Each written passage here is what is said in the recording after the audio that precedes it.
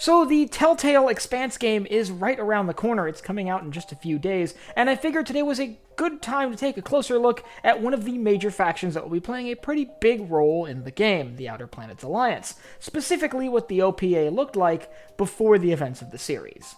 I'm Colin, and this is Sci-Fi Deep Dive.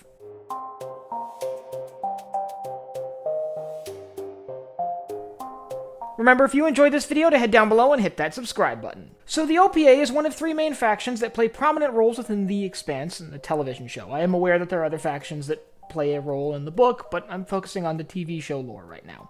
So the three major factions are the UN, the MCR, and the OPA.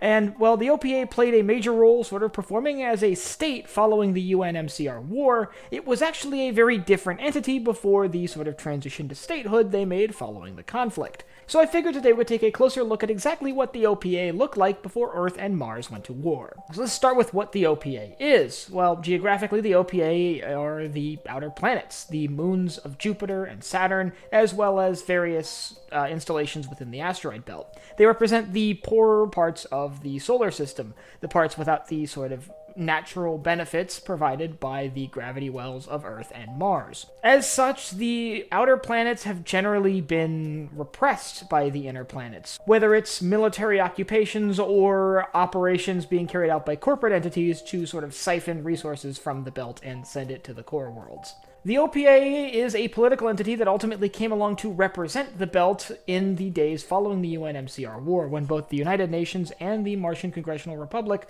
were militarily weak. But to understand exactly what the OPA was before then, we have to look at what they became, which was a sort of combination state with a bunch of smaller factions, and that's where we find the core of what the OPA is. You see, the Outer Planets Alliance is just that, an alliance of various organizations that were operating in the belt and the outer planets before the outbreak of the war. Many of these organizations could be likened more to criminal organizations than any sort of stately or governmental organizations. We see things like crime rings and pirate squadrons that play significant roles in what the OPA was beforehand, but ultimately they're just a piece of the logistical puzzle. These organizations would form the backbone of an organized OPA, but they definitely didn't make up what the OPA stood for.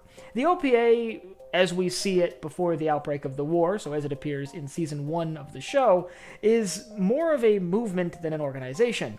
A sort of sweeping belief among the belt that they deserve independence and equal representation, that they have a right to the resources of the belt and the outer planets, and they have the right to barter those resources off to the inner planets if they choose, or maintain them for their own use. This really pertains to things like water, which would be necessary for life in a lot of these space stations and would be rationed in a lot of cases.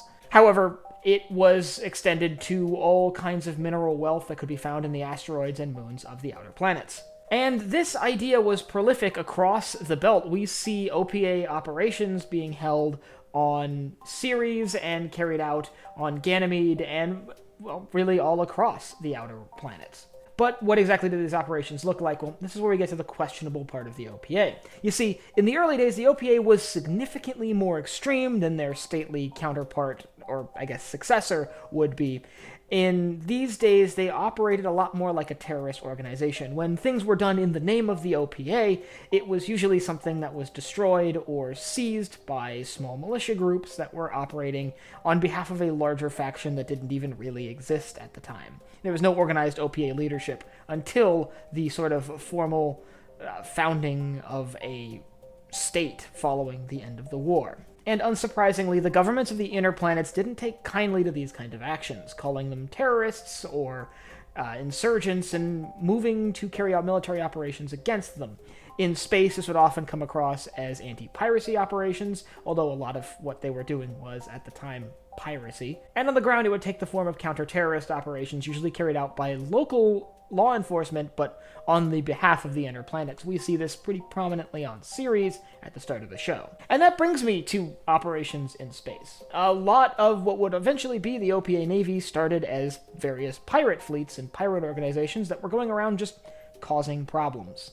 These pirate organizations would often raid ships bound for the inner planets or ships coming out from the inner planets in the asteroid belt areas where they were further away from sort of a base of operations for naval forces from either Earth or Mars. So the OPA was just that, a lot of small insurgent groups and militia groups working for the independence of the belt, and they were working alongside a lot of pirate organizations that would be looking for similar goals, or at least looking for easy raiding targets, ships coming and going from the inner planets, moving through the less populated areas of the belt. Ultimately, of all of the factions in the Expanse, the OPA goes through probably some of the most significant changes. Earth remains relatively the same, and while Mars undergoes some pretty big societal changes with the discovery of the ring gates, they aren't quite as dramatic as becoming a state. And if you'd like to learn about the state that the OPA becomes, the OPA as a formal state entity, I'll leave a link up here to my video on that. And I'd like you to let me know down in the comments whether you think a group of pirates would make a good navy. After all, they've got a ton of experience, not only in spaceflight, but in the combat that would ensue in between two spacecraft, so